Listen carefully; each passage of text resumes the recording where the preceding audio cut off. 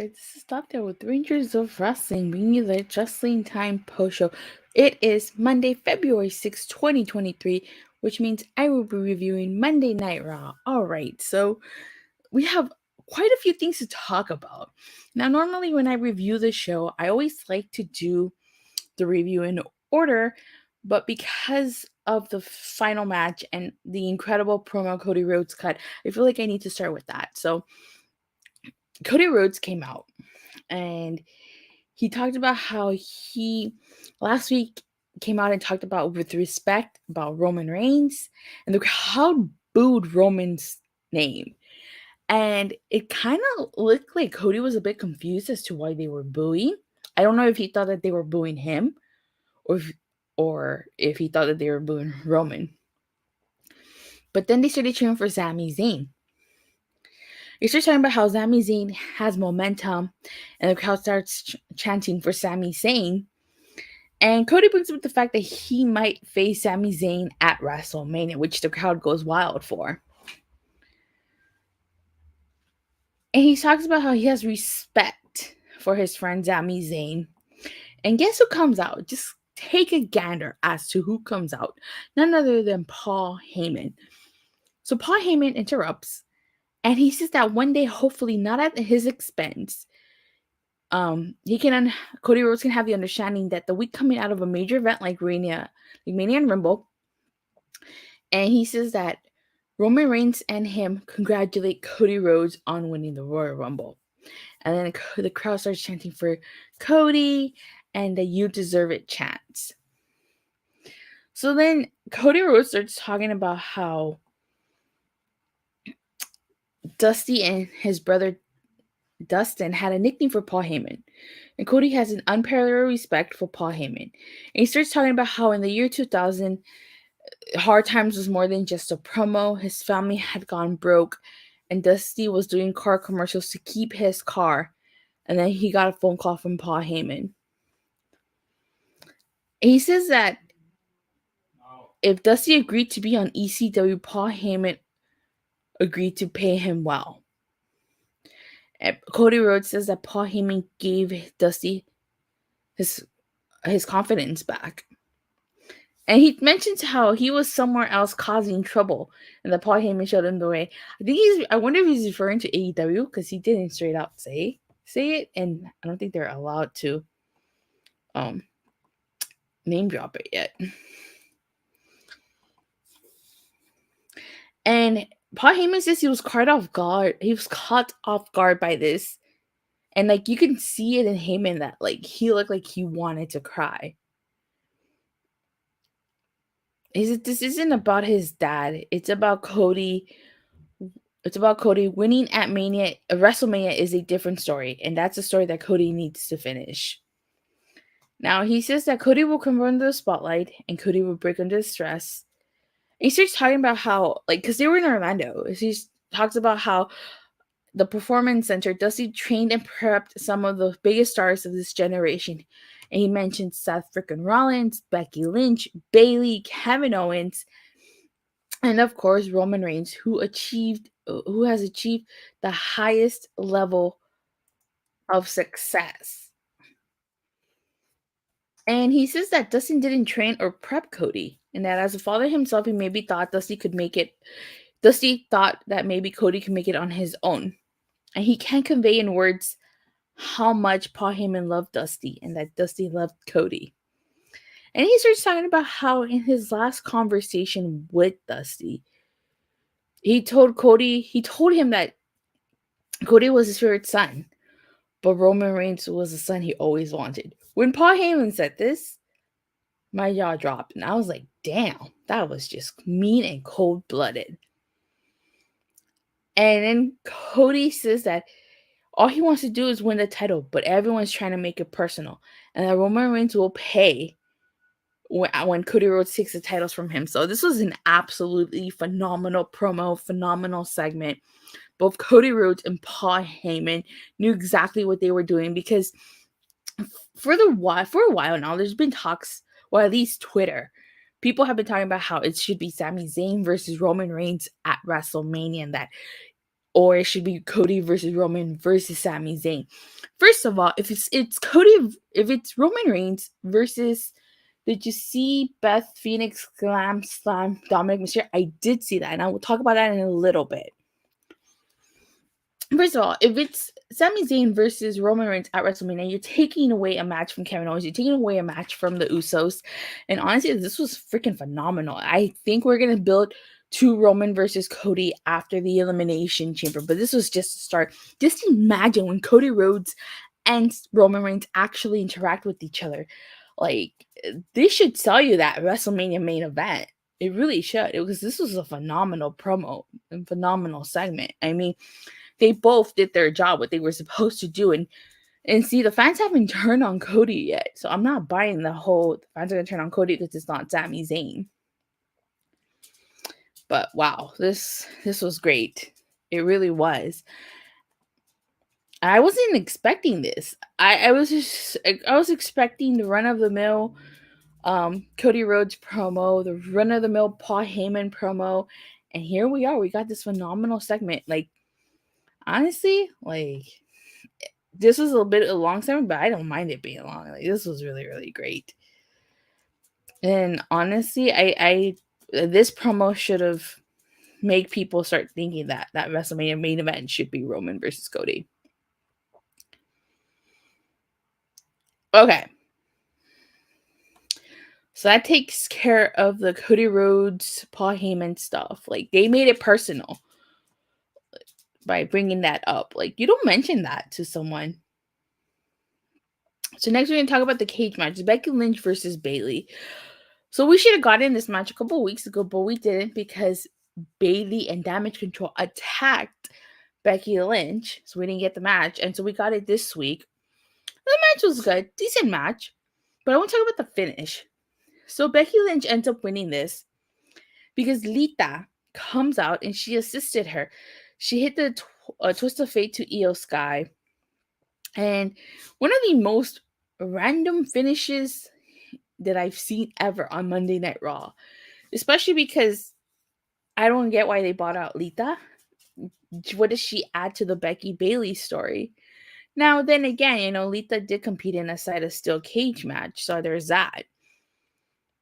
Could it be that they're building to maybe Bayley versus Lita at WrestleMania? I mean, Becky Lynch won this and Bayley lost. Seems like this feud isn't over, but she already lost her feud with Bianca Belair. I don't know if she'd be okay losing another feud.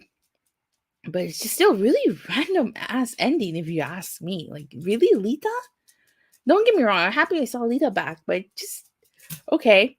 So you can have Damage Control at Elimination Chamber versus Becky Lynch, Lita, and because they are in Canada, they may not be in Toronto, but they are in Canada, probably bring out Trish Stratus.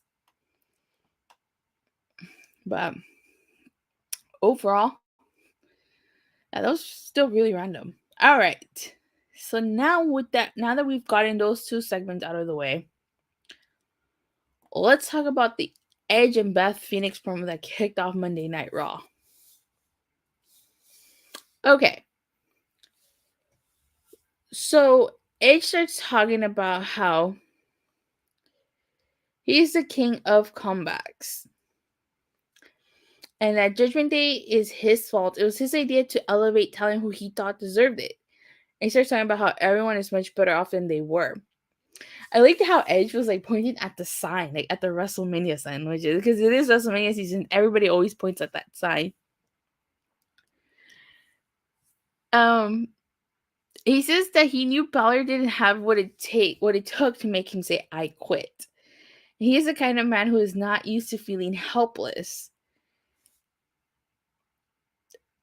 And he claps and congratulates Judgment Day.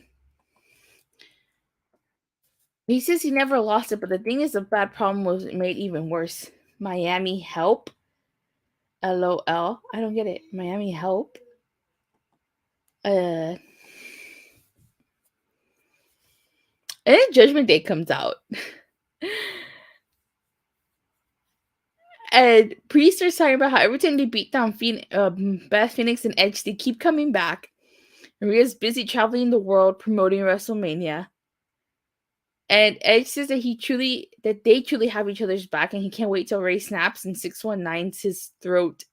He didn't come here to talk. Oh, Beth Phoenix says she didn't come here to talk, but to beat Rhea Ripley's ass. So at the Elimination Chamber, it's going to be Rhea Ripley and Finn Balor versus Edge and Beth Phoenix. It was Corgers and commentary scene, which was funny. I did not catch that. So Judgment Day accepts this, and it leads into a mini brawl. Edge spears Finn Balor, and then Dominic gets the Grand Slam, which I thought was hilarious because as he's coming down, he says, "Mommy," and Street Profits come out to assist Judgment Day. So this leads into the Elimination Chamber qualifier. It's Angelo Dawkins versus Damian Priest, which was a good match. Actually, Angelo Dawkins has improved a lot over the last few months. But I'm not surprised Damian Priest won, because when you think about it, if we're going to have a mixed tag match, it makes sense for Damian Priest to be in the Elimination Chamber so that he's not out there with Dominic. But I don't know. I think that Edge and Beth Phoenix would probably, if they can find a way to overcome Dominic being at ringside, I think they'll win. If not, then Finn Balor and Edge are going to win this. I mean, Finn Balor and Rhea Ripley. So we get a quick Chelsea Green backstage segment. I wasn't surprised Damian Priest won. Yeah, I wasn't surprised either.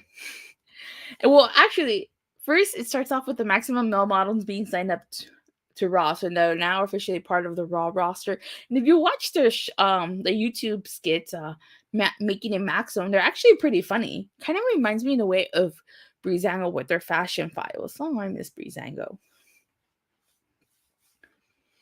So Chelsea Green basically shows up, and she's still complaining about last week, and that she wants and deserves a match, and wants to be treated and presented like a star. So I have to say, Chelsea Green is doing a phenomenal job with her Karen character. Now, of course, I was not happy with the way she got eliminated at the Royal Rumble, because I was like, she left Impact. She was one half of the Knockouts Tag Team Champions alongside her best friend.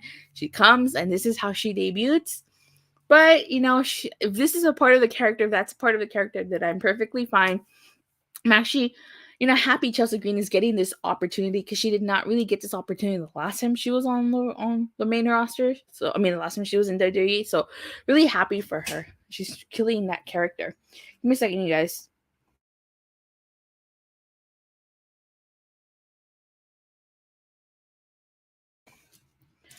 Let me see. Chelsea Green's gimmick is going to get old real fast.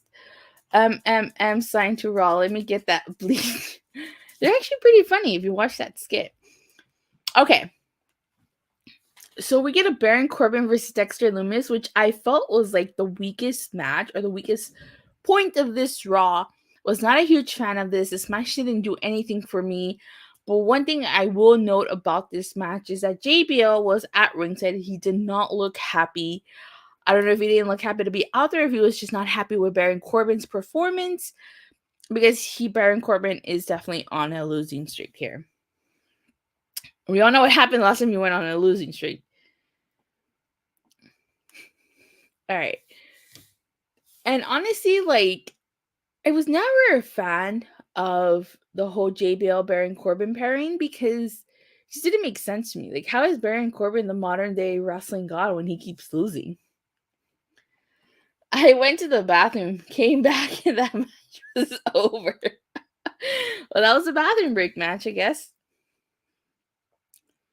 Yeah, so not a huge fan of that. All right, so we get a Becky Lynch backstage interview. She's basically talking about how it all began with her and Bayley 10 years ago in Orlando.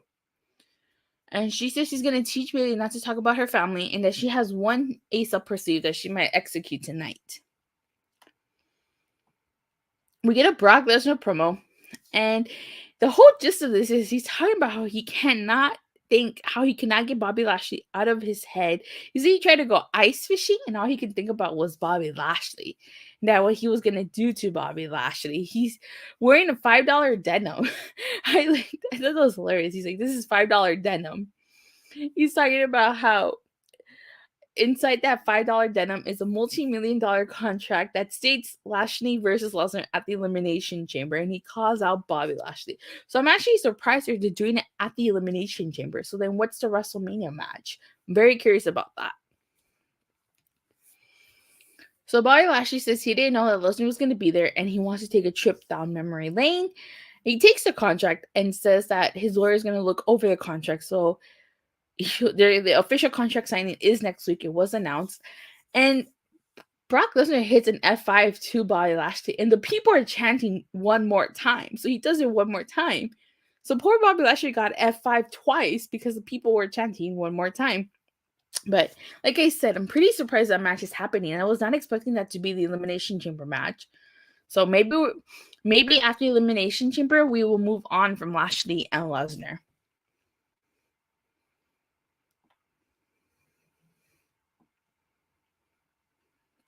Let me see. Okay. So we get a quick segment backstage with Candice LeRae. If you guys have been paying attention, Nikki Cross has been present in all of pretty much Candice LeRae's backstage segments.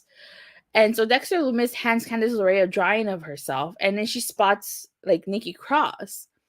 So Candice LeRae finally catches her, and Nikki Cross just runs off laughing. We get the Chamber Qualifier match, and Michin versus Candice LeRae versus Carmella versus Pepper Nivens. Now, I have to say, Pepper Nivens gave one hell of a performance during this match. I mean, she was extremely dominant. I mean, she squashed Candice LeRae and Mia Yim in the corner. It took 2 double drop kicks by Mia Yim and Candice LeRae to knock Pepper Nivens down. She flattened Michin, Candice LeRae, and Carmella. Like, she just looked really good in this match. She even clotheslined Carmella, and I was pretty surprised with the outcome here. So Carmella used Piper Niven to do a cannonball to Candice, and then she kind of tossed her to the side, and so it allowed Carmella to win this match. So, and I'm actually pretty happy that Piper Niven was not pinned because, like I said, she had a very dominant performance.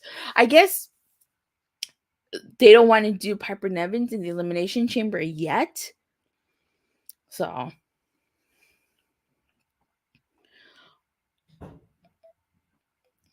I wonder if that means she'll be at Mania.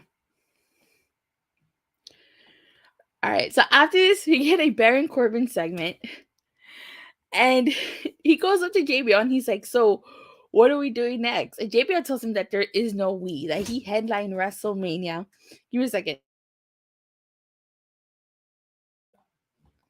That he headlined WrestleMania. And he called Baron Corbin the channel changer. Oh my god, that was so hilarious. I started laughing when he called Baron the channel changer. I mean, he's not wrong. I mean, like I said earlier, Dexter Lumis versus Baron Corbin was, in my opinion, the weakest match of tonight's Raw. And really, like, that match to me is just like whatever. He says that Baron Corbin is not a modern day wrestling god. He is a clown, and you can't polish a turd he tried. So he basically called Baron Corbin a turd as well. But I guess this means that their pairing is officially over. And where does Baron Corbin go from here? Does he go back to being the lone wolf? Does he go back on a losing streak and do broke Baron Corbin again? So I never was really a huge fan of this whole pairing because, again, Baron Corbin's not a modern day wrestling god. So we'll see where Baron Corbin goes from here. But what did you guys think of the whole JBL Baron Corbin pairing? Did you guys like that segment? That was hilarious. That was. Corbin gets drafted to main event. Oh wow. We get Cedric and Alexander and Shelton Benjamin versus Alpha Academy.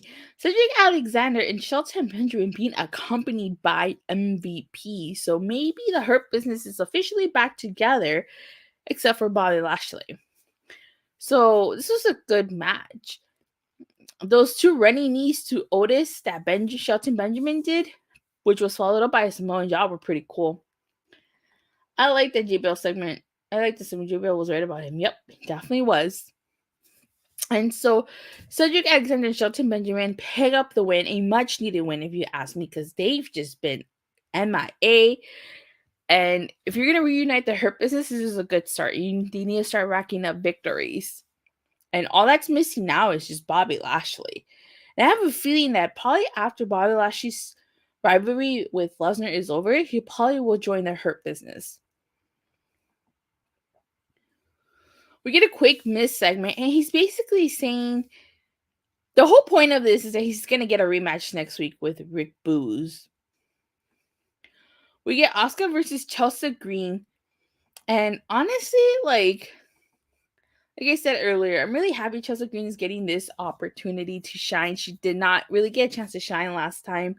So really happy for her. I know she lost, but if her whole point of her character is to be a Karen and kind of be the complainer, it works. It's working for her. So Chelsea Green is already buried.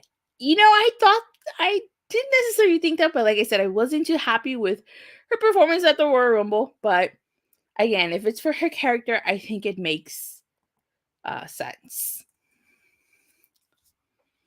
But surrounding the ring were the rest of the women that qualified for the Elimination Chamber. Afterwards, Bianca Belaire comes out and she says she sees 6 top-tier women. Oh, Asuka wins by submission. And she says, who has what it takes to win the chamber and go one-on-one? She wants to wish them good luck, and she will see the winner at WrestleMania. So I feel like Asuka's going to win this. I mean, she got her whole Canna gimmick going on. I don't think there's any way that she's going to lose. And I think we're going to do Bianca Belair versus Asuka at WrestleMania. So after this, I just want to clarify something. Like after this women's match, we get the Cody Rhodes promo, but I already talked about it at the beginning. So I'm going to go ahead and talk about the Chamber Qualifier, which is Elias versus Montez Ford. So I feel bad for Elias because you guys know I like Elias and I would walk with Elias. Montez Ford is just a star, honestly, and it's no surprise that he ended up winning his qualifying match. I think it's pretty interesting that Montez Ford won his qualifying match and Angelo Dawkins lost his. I think last year there were rumors of a split between of the Street Profits. That Cody promo was just fantastic, but it was more about the season Cody. Yeah, that was the one drawback. And Austin Theory was on commentary during this match. So that's interesting though. Like, I don't think it necessarily means the Street Profits are going to get split up, but it fits storyline wise because if Angelo Dawkins would have won his match, like a tag team would be in there.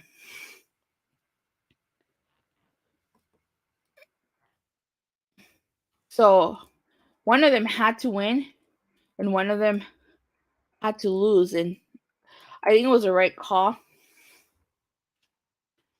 for Montez Ford to win his match and Angelo Dawkins to lose his. Because like I said, Damian Priest is, I'm assuming this keeps Damian Priest out of ringside for the mixed tag match, and they only have to worry about Dominic. Okay. And then after this, we get the cage match, but I talked about that as well. Basically, Lita comes back. And I think we might get a 6-woman tag match at Elimination Chamber. So that would conclude tonight's Raw review. Overall, I thought tonight's Raw was actually pretty enjoyable, except for that whole Baron Corbin, Dexter, Lumis stuff. I didn't really care for, and the random ending to the match, to the steel cage match. Really, 4 out of 10. Going to Raw next week, and the show better deliver. Well, I hope you have fun. I know you were there last time, right? So I hope you have fun going to the show. But if it were me, I'd give this an 8 out of 10 just because of the confusing finish of the steel cage match. And I didn't really care for Dexter Lumis versus Baron Corbin or that Miz segment. But with that being said, thank you guys all so much for watching and for your continuous support. Please don't forget to like and subscribe. Make sure you hit that bell so you get notified whenever I go live or release a new video. And I hope to see you guys live Wednesday after Dynamite. Bye!